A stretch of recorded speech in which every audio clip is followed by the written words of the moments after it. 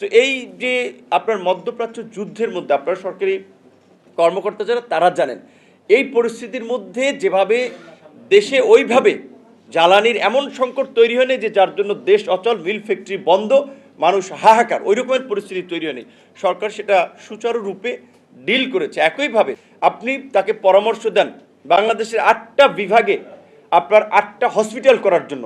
8টা বিভাগের 8টা হসপিটালে যদি 5,000 কোটি টাকা করেও খরচ করে 5 40,000 কোটি টাকা যাবে।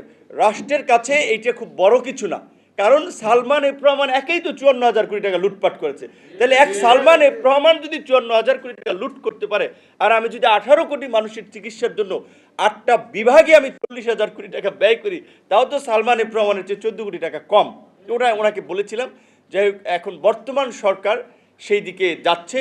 8টা বিভাগে তারা 8টা স্বয়ংসম্পূর্ণ আধুনিক সব ধরনের ফেসিলিটিস সম্পন্ন হসপিটাল তারা এনশিওর করতে যাচ্ছে। এই যে এখন বিদ্যুৎ বা গ্যাসের আমাদের অনেক দিন ধরে ক্রাইসিস, এইটা কিন্তু এই সরকার তো 5 মাসের শিশু সরকার।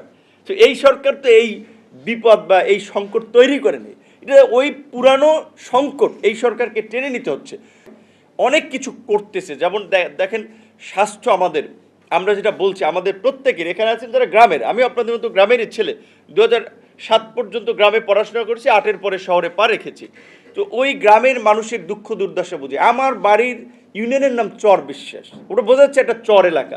ওইখানে একজন মানুষ যদি উপজেলা হসপিটাল আসতে হয়, ওই লঞ্চঘাট পর্যন্ত আসতে তার লাগবে 1 ঘন্টা।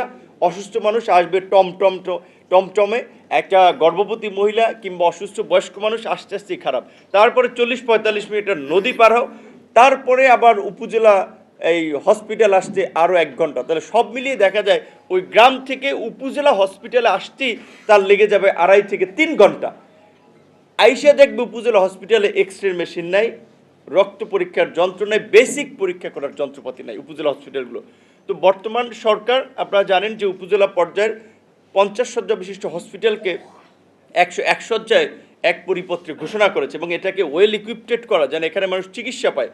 পাশাপাশি জেলা পর্যায়ের হসপিটালগুলোতে ডায়াবেটিসের আপনার ডায়ালাইসিস, কিডনি রোগীদের ডায়ালাইসিস থেকে শুরু করে আরও ক্রিটিক্যাল রোগের ট্রিটমেন্ট জেলা পর্যায়ে নিশ্চিত করার জন্য জেলা হসপিটালগুলোর সক্ষমতা বৃদ্ধি করা হচ্ছে।